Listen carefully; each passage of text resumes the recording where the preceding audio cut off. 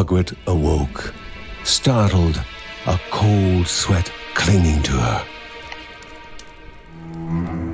She gathered her thoughts.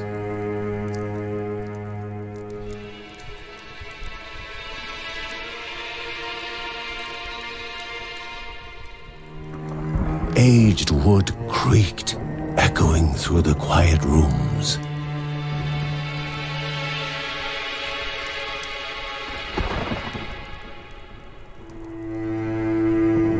Near the house stood a shrine to Rhea Dana, goddess and daughter of the land, of Rhea and a being of comfort.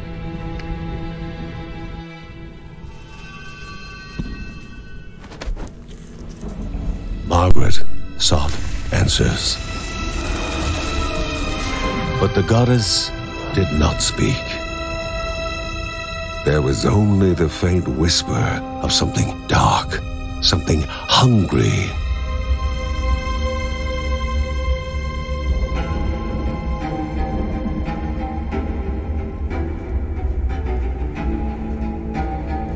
The old seer's bones felt the weight of their age as she climbed.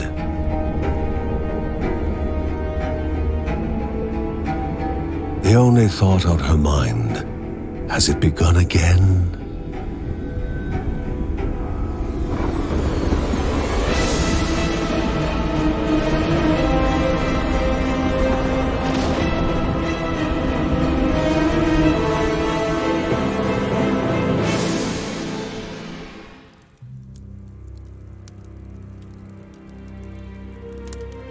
John's mission would be a simple one. He was to investigate Rhea's greatest shrine. His mother presented him with a fresh divinity shard.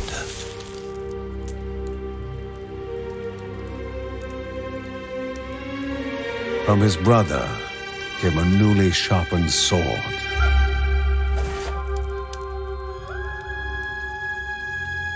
His wife gave him a kiss, and his daughter's hugs were full of reason to return home safe.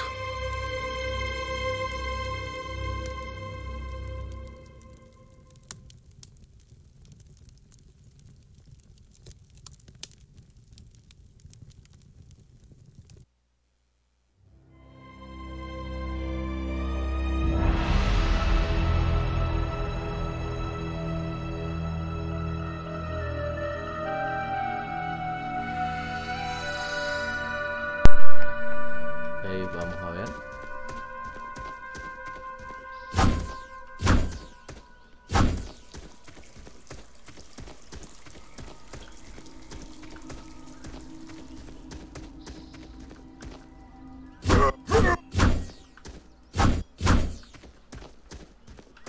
Rhea, a land long forgotten, a place of unimaginable beauty.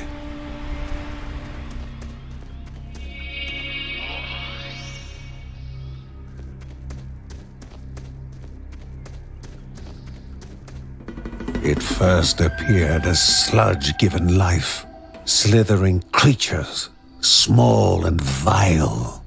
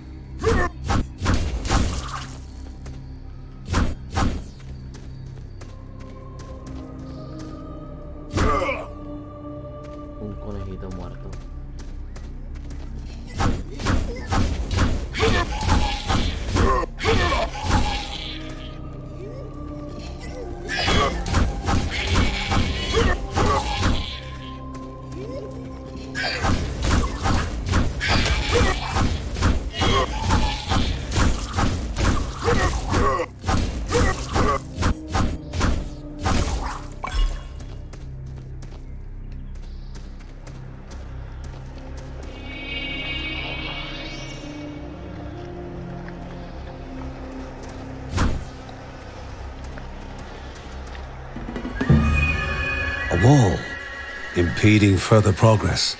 A battle was certain.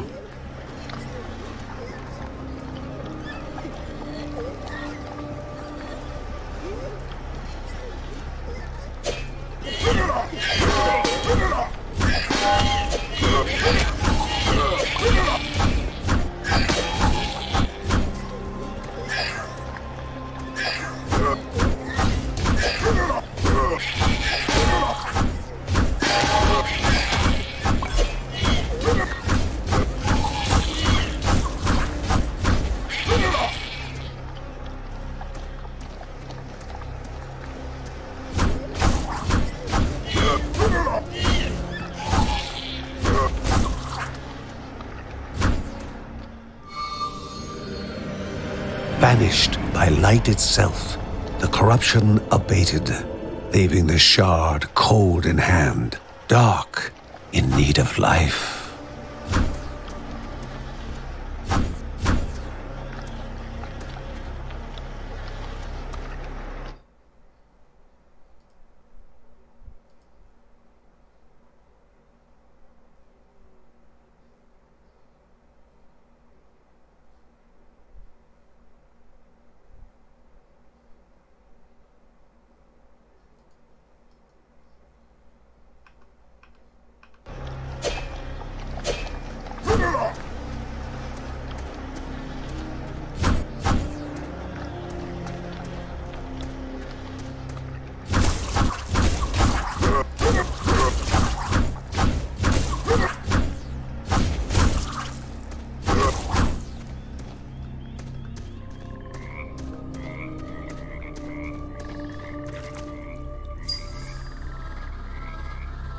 The shard grew warm, humming softly from the harnessed energy.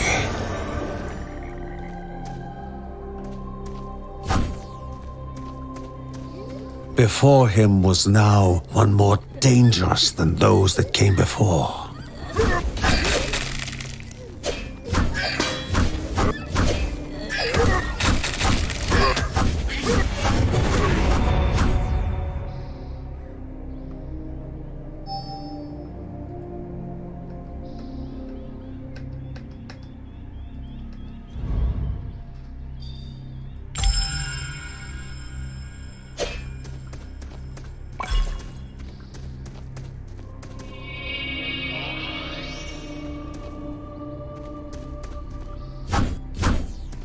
Goblins, a familiar threat, albeit farther out than usual.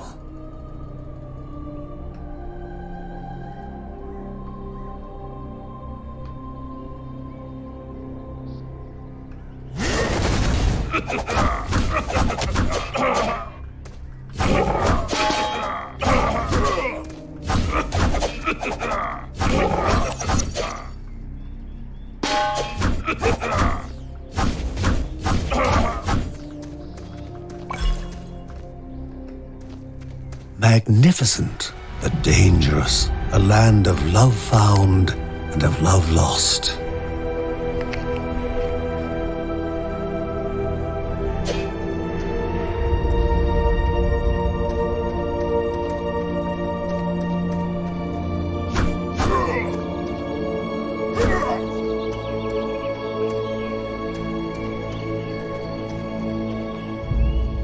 Before him was sacred ground, left untouched in days gone by.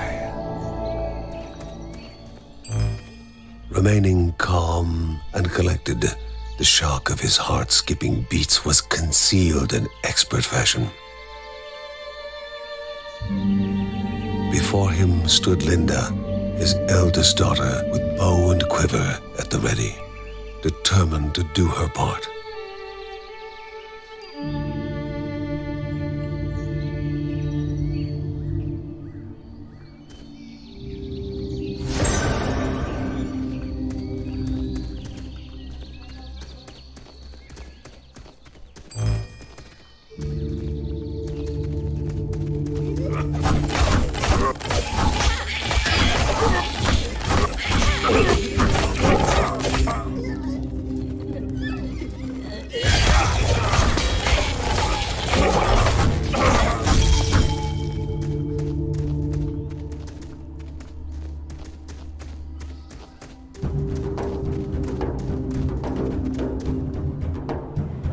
Before the Guardians were not beasts feeding, but monsters consuming, destroying others. They corrupted and distorted, creating even more hungry husks.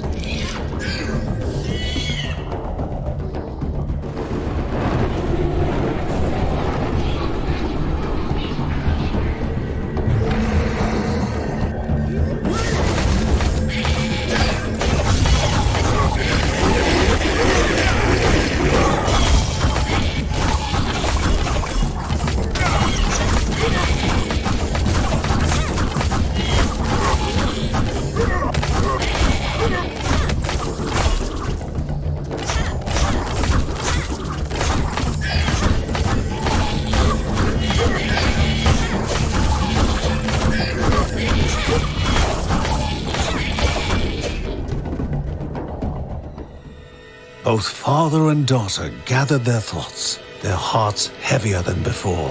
How would they explain what they had witnessed?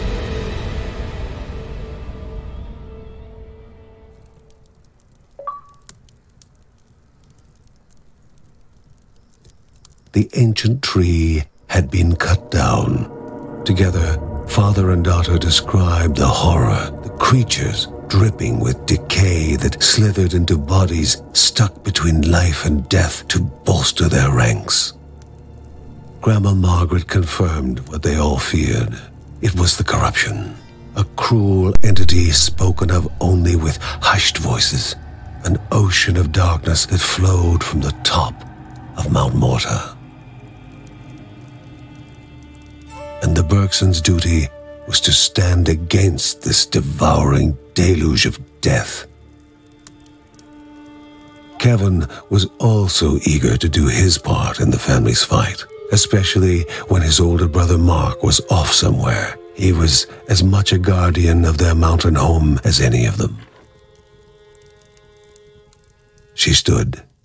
If they were to reach the summit and destroy this evil, as the Bergsons of old had done in the past, they would need the assistance of the sanctuary.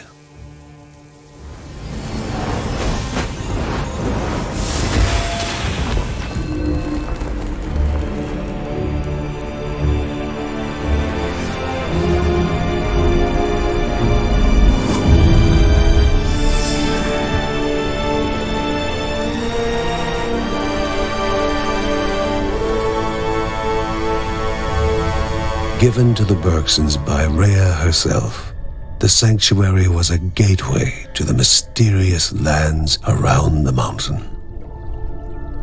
Margaret pointed to the huge crystal at the center of the den, revealing their next task: to activate it and open the way to the source of the corruption. And once Rhea's 3 spirits are gathered on the grounds, the only gate to the top of Mount Morta will open in this chamber. By himself, or with the assistance of those who loved him, John needed to gather the 3 spirits from their lands. Without them, he would not be able to stem the flow of the corruption.